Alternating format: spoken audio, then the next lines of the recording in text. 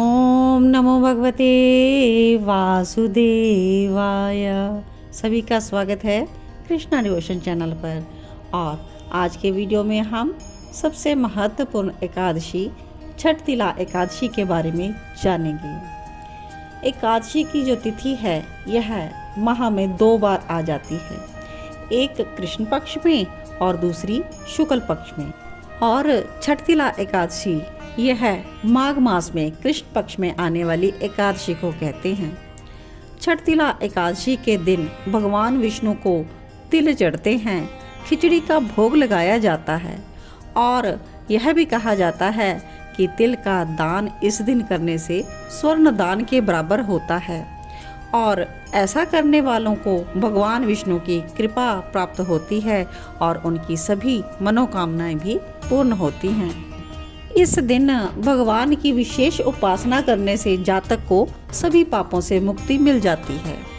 और छठ तिला एकादशी पर तिल का खास महत्व होता है और इस दिन जो तिल है ये 6 प्रयोग हम उसके करते हैं। 6 तरह से हम तिलों का प्रयोग कैसे करेंगे? स्नान में, उबटन में, तर्पण करने में, दान में और खुद सेवन करने में और यज्ञ में आहुति देने से। माना जाता है कि इस तरह से भगवान विष्णु की पूजा करने से जीवन में सुख, समृद्धि और शांति बनी रहती है और हमारे रोग, कष्ट आदि से भी हमें निजात मिलती है।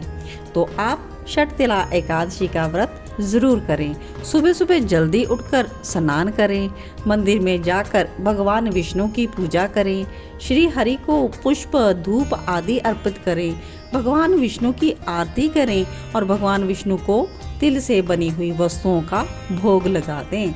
इस दिन तिल का दान कर दो आप।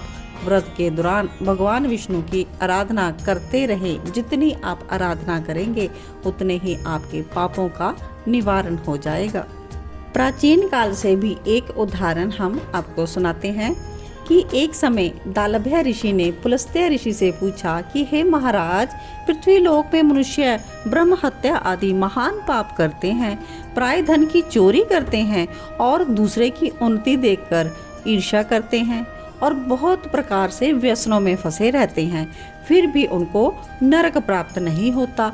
इसका क्या कारण है? तो वे ना जाने कौन सा ऐसा दान पुण्य करते हैं जिससे कि उनके पाप ही नष्ट हो जाते हैं। यह आप हमें बताएं। तो पुलस्त्य मुनि कहने लगे, हे महाभाग, यह तो बहुत ही अच्छा और गंभीर प्रश्न पूछा है आपने। इससे संसार के जीवों का अत्यंत भला होगा। ऋषि जी ने कहा कि माघ मास लगते ही मनुष्य को स्नान आदि करके शुद्ध रहना चाहिए। इंद्रियों को वश में कर काम, क्रोध, लोभ, मोह और अहंकार, ईर्ष्या और द्वेष आदि का त्याग कर भगवान का स्मरण करना चाहिए। और गोबर को, कपास को तिल मिलाकर आपको उसके उपले बना लेने हैं और उन उपलों पर आपको 108 बार हवन की आहुति देनी है। और अगर उस दिन एकादशी तिथि हो तब तो और भी ज़्यादा पुण्य देने वाला होगा। इस प्रकार से आपको सब देवताओं के देव श्री भगवान का पूजन जरूर करना चाहिए और एकादशी का व्रत भी धारण करना चाहिए और रात्रि को आपको जागरण करना चाहिए और आपको रात्रि में विष्णु सहस्त्र नाम का पाठ भी करना चाहिए। दूसरे दिन द्वादशी को धूप, दीप, नैवेद्य आदि से पूजन करें भगवान का। उन्हें खिचड़ी का भोग लगाएं या आप नारियल, सीताफल, सुपारी का आप जिसका भी चाहें आप भोग लगाएं, अर्घ्य दें भगवान को और स्तुति करें, हे भगवान, आप दीनों को शरण देने वाले हैं, इस संसार सागर में फंसे हुओं का आप उद्धार करने वाले हैं। हे पुंडरीकाक्ष, हे विश्व भावन, हे पूर्वज, हे जगतपते, आप लक्ष्मी जी सहित मेरे इस तुच्छ अर्घ्य को ग्रहण करें और मेरी पूजा स्वीकार करें। द्वादशी तिथि के दिन आपको तिल का पात्र भर के दान कर देना है। कहा जाता है कि जितने तिलों को दान मनुष्य करता है उतने ही 1000 वर्ष तक वो स्वर्ग में वास करता है।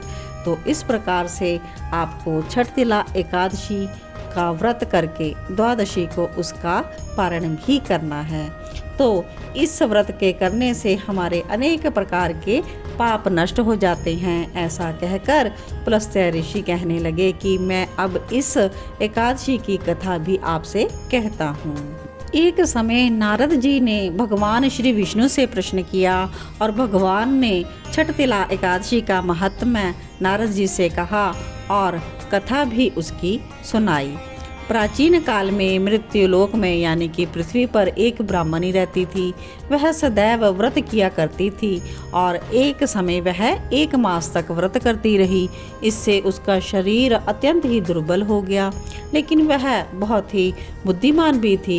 लेकिन उसने कभी देवताओं या किसी को दान नहीं किया था और अन्न धन का दान नहीं किया था। इससे मैंने सोचा कि ब्राह्मणी ने व्रत करके अपना शरीर तो शुद्ध कर लिया है, तो इसे विष्णु लोक मिल जाएगा, परंतु इसने कभी अन्न का दान नहीं किया। इससे इसकी तृप्ति होना कठिन है। तो भगवान ने आगे कहा कि ऐसा सोचकर मैं भिखारी के वेश में गया ब्राह्मणी के पास और भिक्षा मांगी। और ब्राह्मणी बोली, महाराज किस लिए आए हो? तो मैंने भिक्षा के लिए कहा, लेकिन उसने एक मिट्टी का ढेला मेरे भिक्षा पात्र में डाल दिया। मैं उसे ही लेकर स्वर्ग में लौट आया। और कुछ समय के बाद वो ब्राह्मणी भी शरीर त्याग कर स्वर्ग में आ गई। पर ब्राह्मणी को मिट्टी का दान करने से स्वर्ग में सुंदर महल मिला, परंतु उसने अपने घर को अन्न आदि सब सामग्रियों से शून्य पाया। और फिर वो घबराकर मेरे पास आई और कहने लगी कि भगवान, मैंने तो अनेक व्रत आदि किए हैं, पूजा की है, लेकिन मेरे घर अन्न आदि सब वस्तुओं से शून्य, इसका क्या कारण है? तब मैंने कहा, पहले तुम अपने घर जाओ, देव स्त्रियां आएंगी तुम्हें देखने के लिए, तो उनसे छठ तिला एकादशी का पुण्य और विधि सुन लो और द्वार तब खोलना। तो मेरे ऐसे वचन सुनकर वह अपने घर गई।